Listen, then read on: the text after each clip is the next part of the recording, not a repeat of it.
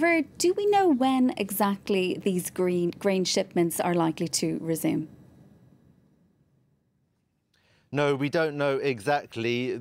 There was talk of it happening yesterday. The United Nations had expressed hope that it would be possible already yesterday to have the first of these ships leaving port. That did not happen. The Ukrainian side have said that they are waiting for the green light from the United Nations and Turkey, who are really just the intermediaries in this discussion. I think it's a green light from from Russia that everybody is really waiting for. At any rate, that's the message that ambassadors present here in Odessa yesterday gave. The route that the ships will take has been announced. Basically, they leave port, then they're joined by a Ukrainian tugboat and we think by 2 Turkish military vessels, which will accompany these ships to Turkey eventually, but with a stop-off just off the coast of Romania near the small river port of Sulina, where there will be inspections. So a lot of details have now been announced, and the Ukrainians say that all technical problems have been ironed out, and there has been some activity on the ports in terms of trucks arriving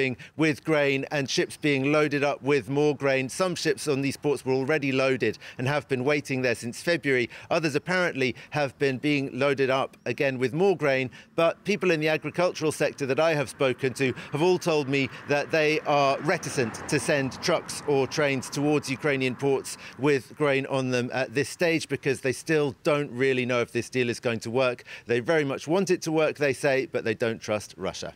Separately then, Gulliver, there's a row of words over a deadly attack on a Russian-held jail in the Donetsk. Moscow saying it was hit by Ukrainian rockets, Kyiv saying it was targeted by Russia. What evidence is there at this point?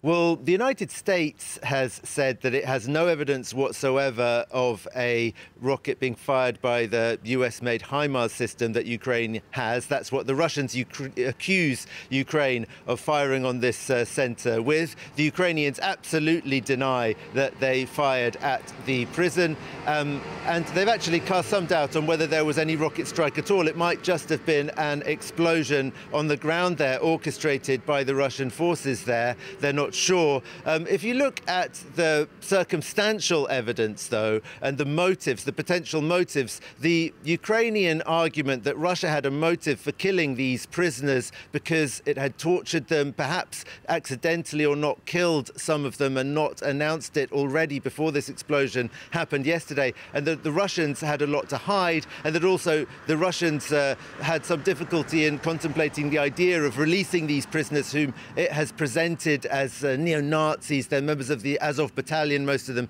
who were defenders of Mariupol. It would be hard for Russia to release them and still be consistent with the propaganda myth that it's built up around these people. So the Ukrainians say that there's a motive that you can imagine for the Russians there on the ground, and they've advanced various other theories of other possible motives and the idea that it might not have been an order that came from Moscow, but that people on the ground wanted to cover up their crimes. The Ukrainians do seem to have quite a lot of theories as to why the Russians would have had a motive to do this, whilst the Russians have simply suggested that Ukraine wanted these people dead because they would have told the truth about what they did in Mariupol. Videos of them speaking about what they did in Mariupol that have come out appear very much to have been videos extracted, confessions extracted under threat of violence or perhaps even torture. OK, we'll leave it there, Gulliver.